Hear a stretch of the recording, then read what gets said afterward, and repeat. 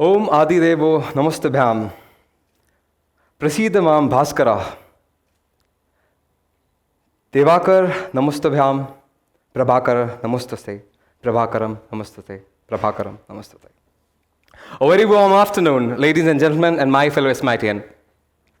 What I just said was in salutation to the Lord of Light, the Sun.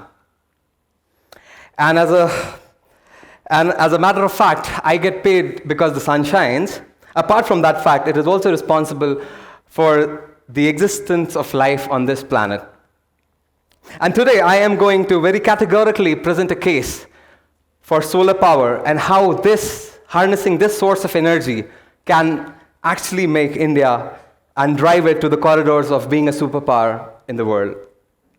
How harnessing this source of energy can lead India from being an energy deficit country to not only being an energy surplus country, but also being an energy independent country, having that autonomy of energy, not being dependent on any supply chain of coal or oil in and around the world. To give you this interesting perspective and build the case, let me show you this figure. And if you can see, this figure gives the total energy resource available at any point of time in a day. So it shows the total resource that is available under the ground, such energy resources such as coal, gas, oil, uranium, the nuclear source, and the total energy usage of the world. And if you see here, the solar draws any of these sources of energy at any point of time, and yet today, solar accounts for just 2% of our total energy mix. Just 2% of that energy mix, we are wasting this source of energy every day. Imagine if we can utilize this source of energy, won't all our problems for power, energy, poverty, war over oil stop? Ain't it amazing? To give you another perspective, let me show today's technology. Today we have solar panels. So I am a commercial consultant to companies who build solar power plants. I design solar power plants for a living. We have solar power panels which work at 15 to 20% efficiency on ground. And these are panels that are already functional. India has an installed capacity of 7.5 gigawatt. That is 7,500 megawatts, which work at approximately that kind of efficiencies. At that efficiency, if we have to power the whole world, we would need 4,96,000 square kilometers of area. And to give you a contemplation of that area, do you see that small block? That is the total area required to power the whole world. And that is powering the whole world free of cost. And that is the cost of solar energy. That is the greatest gift of solar energy and solar PV panels that are around. So let me take you to get this to the Indian perspective and how we can work and how we are blessed with this source of energy. And if you see the whole of India, it's almost in red and orange, which shows high radiation. The red one being on the higher side, that is more than 5.5 to 6.5 kilowatt hour per square meter. That means 5.5 to 6.5 kilowatt per square meter of energy that India receives all around the year. That's annual global irradiance that India receives. And even at the worst case scenario, such as Northeast and Northeastern states, even there we are in orange or yellow, which is approximately 3.5 to 4 kilowatt per square meter. That is a lot of solar resource. And to give you another perspective, Germany, which accounts for the maximum installed solar plants in the world, over 40 gigawatts, has lower than that yellow part, irradiance available to them as natural resource. India being blessed with such a natural resource still accounts for just 2% of total energy mix of solar as installed capacity in India. To give you another perspective, let's say we have to power whole country. Our total installed capacity today stands at 300 gigawatts. So 3 lakh gigawatts. 3 lakh megawatts. So suppose we have to power that whole country. The amount of area that would actually be consumed and covered with solar panel is less than half of the second smallest state in the country. The state we are in right now, Sikkim. So if we install solar panels in just 35% of Sikkim, we can power our whole country for the whole year, every day, free of cost. That is the power of this solar technology. So if you see, India stands at the lower end of being, having the per capita consumption of electricity, whereas the United States and Canada being the highest of 15,000, around approximately 15,000 kilowatt hours per year. Even India being at that lower end, we still run a deficit of energy. Our energy deficits were above 20% in last decade earlier, and now it stands at around 7 to 8%. Still, we are an energy deficit country. And solar can build the case, not only helping India to bridge that deficiency and to bridge that gap to come up to that standards of energy and the cost of living, because this 950,000 kilowatt hours would have to improve if India has to develop as a developed and superpower, being a superpower. So there have been a continuous government push now that we see that has tractioned the growth of this sector and this technology. There have been solar power plants. Back in 2008, 2009, when I joined this industry, India had just 1 to 10 megawatt plants, and that time of solar plants installed, and that time it used to be a very big thing. The first time I remember when I saw a solar panel, I was so excited. It was just a 120 watt peak solar panel, and I got so excited. Today we have parks built at a scale of 1 gigawatt. 1 gigawatt is 1,000 megawatt, 10,000 kilowatt hours, 10,000 kilowatt. So this growth has churned in the recent last 3 to 4 years. There has been such a radical change in the growth of this sector. And as very aptly the topic for today, the radical reframe, this is actually the radical reframe that we are talking about. How radically this growth has taken place due to various policies, due to various improvement in technology, due to growth in the sector. But this is what radical reframe actually looks like. India going from nothing to one of the best CAGRs in the solar sector.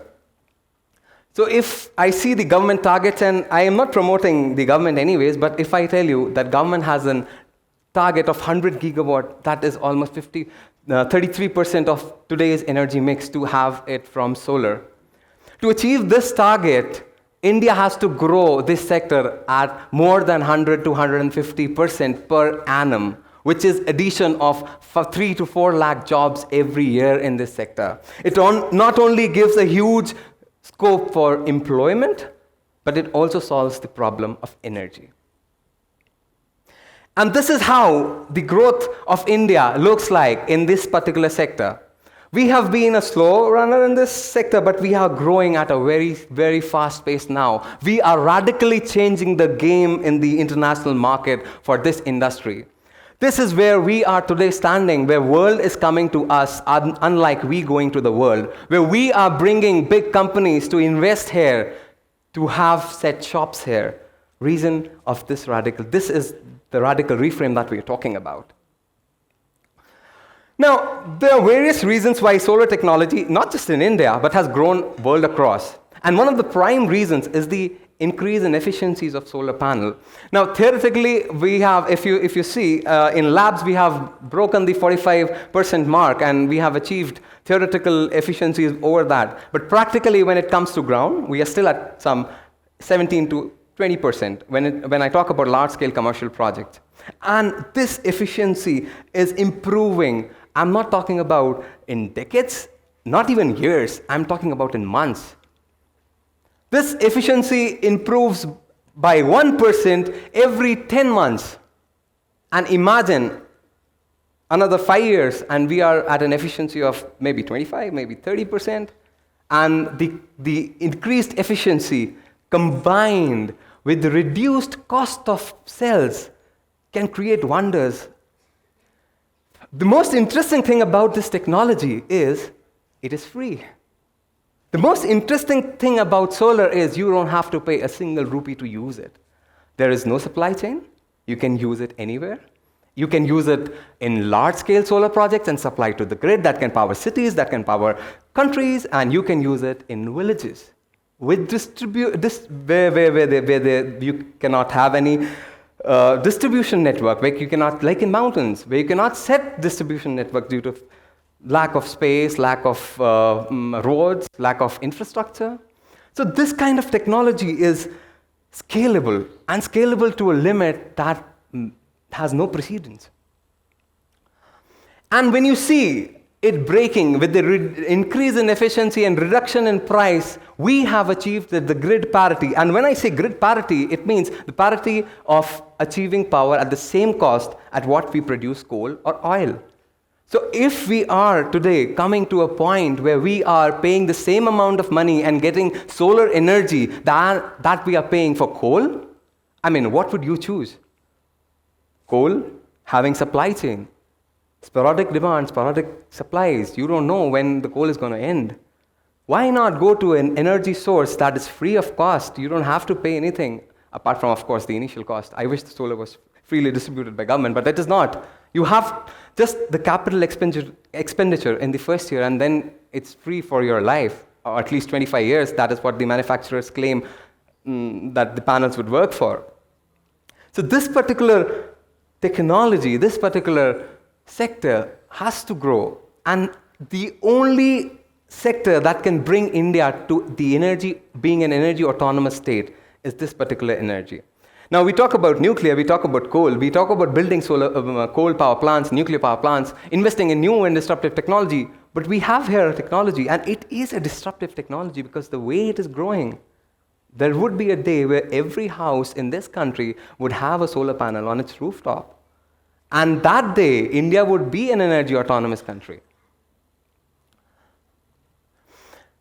And it's not just that energy would be there for us to consume, but also the amount of jobs it would create and the amount of workforce it would imply, different workforce. This is a very optimistic, very modest estimate of having around 11 lakh jobs just created by 2022, which would actually quadruple in next 20 years. With, of course, the growth in technology, the change in efficiencies, and newer inventions and newer discoveries. Interesting thing, you find solar in very awkward places. While I was coming for this talk from Bagdogra, I found this roadside shop having a solar panel hosted right outside his shop. I was so curious, I went inside and I asked him that how did you manage to get this panel? I mean, I was kind of amused by the way these people responded. They said, I asked them, why do they use these panels and who got these panels to them? And they said, we use it for light and we use it to charge our mobiles. And I asked them, why don't you use the grid electricity? Why? What inspired you to get the solar panels? And the guy laughed at me and said, what are you talking about? We don't have any grids here. So this is what is the power of technology, that it would work anywhere. You don't have an infrastructure to be in place for you to use it. You can get power anywhere from anywhere. There are disadvantages, and one of the disadvantages of solar is it is not available all the time. What do you do at night time? There are advancements in storage technology which are coming up day by day, and that would make solar a more viable option once these technologies are commercially produced in the next 1 to 2 years. And then there's the winter, because when the winter comes, people like us don't get paid because sun doesn't perform. So winter and sun have a very special connect for me because I have been associated with winter and sun very closely, and for the worst part, I've seen the worst side of both of them. I was a part of the 31st Indian Scientific Expedition to Antarctica. We constructed the 3rd Indian Research Station, which is one of the most advanced research stations in the world, the Parity Research Station. This is the research station. This research station is not only the most advanced in terms of technology, but also the most energy efficient station in the world. It can run on solar, wind, as well as oil. It took us around a year to construct this station, two seasons. And we stayed there as a part of first team, a 13-member Indian team, staying there for one year. The average age of the team was 27 years. And when the other stations like the Russian, the Australian, and the Chinese came across, we were outnumbered in terms of years of experience because everybody there was above 45. And that made me realize that India is a young country, but then it's not just the lack of experience that can help us radically reframe that position of India in the world. It is not that we don't have experience, it is that will to change and to radically experience the ideas and experience the thought and then implement it that makes India a great country and will continue to make India a great country. A part of my research there was also on solar panels, where I researched solar panels might just work in Antarctica. Antarctica receives 6 months of daylight and 6 months of nighttime, where there's 24 hours day and 24 hours night, extreme conditions. And with the cold and the diffused sunlight, the panels did work marvelously there. And to those who say that solar would not work in mountains and would not work in diffuse light conditions, I have my research papers to prove that it would. Now, coming to the inspiration of what inspired me to get into this industry and what inspired me to start Sunrator, it was actually SMIT, and of which we all are a part of. I mean, the idea actually cropped up in SMIT itself. So I read a book called Atlas Shrugged by Ayn Rand. I don't think many of you would have actually read it, but it's a book which revolves around a central theme character of who John Galt is. And the 1,000-page book actually ends up portraying John Galt, who is an electrical engineer. Incidentally, I was an electrical engineer, who creates a motor that runs on the static electricity. And this is what inspired me to create something to have that electrical energy which is free of cost. I did not do research, I did not start this PV technology, but then it pulled me to it, and that's how I joined the solar industry. And it took me around 8 years to start this company after graduating from college. I did not have the courage, of course, because I was too young and my parents were too strict. But then when I decided that I would go in this sector and I will quit my government job and come here and start this thing, because of that intense passion and romanticizing the idea of having power free made me realize that this is my calling. And when the first time I saw this plant, which was designed by me, being constructed and start performing, that was the moment when I said, I was born to do this. So, there is a joke in our community in the solar power sector.